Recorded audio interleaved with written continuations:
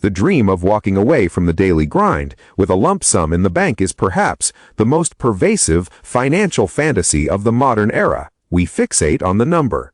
We look at $500,000 sitting in an account, and the calculation seems deceptively simple. If you have $500,000 and you park it in a conservative portfolio yielding 4 or 5%, you generate roughly $20,000 to $25,000 a year in passive income. For many, that sounds like a poverty wage. For others, it sounds like just enough to scrape by if they are frugal. But the math of early freedom is rarely defeated by a lack of investment yield. It is defeated by a hidden ledger of expenses that most of us never consciously agreed to acquire. We look at our bank statements and see categories like food, gas, and entertainment, but we fail to see the invisible infrastructure we have built to support our employment.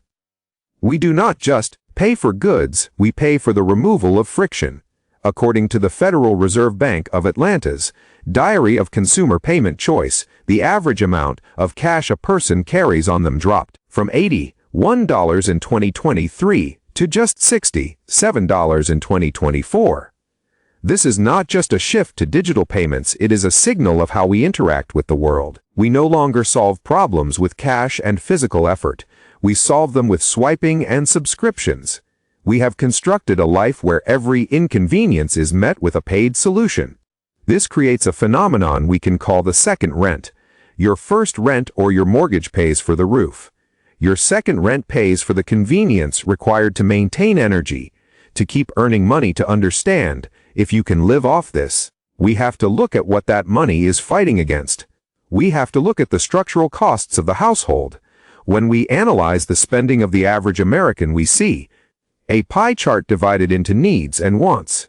Let us look at the structural bedrock according to the Bureau of Labor Statistics Consumer Expenditures Survey for 2020 for the average spending on housing is $26,266 per year. That represents 33.4% of total spending.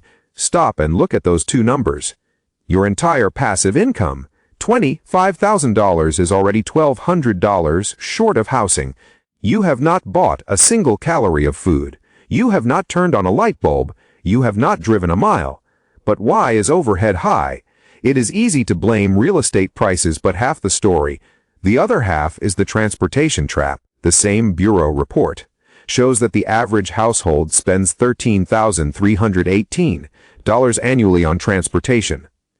This accounts for 17% of spending. This brings us to the first major hurdle of second rent. In a previous generation, transportation was often a sunk cost of a paid-off vehicle and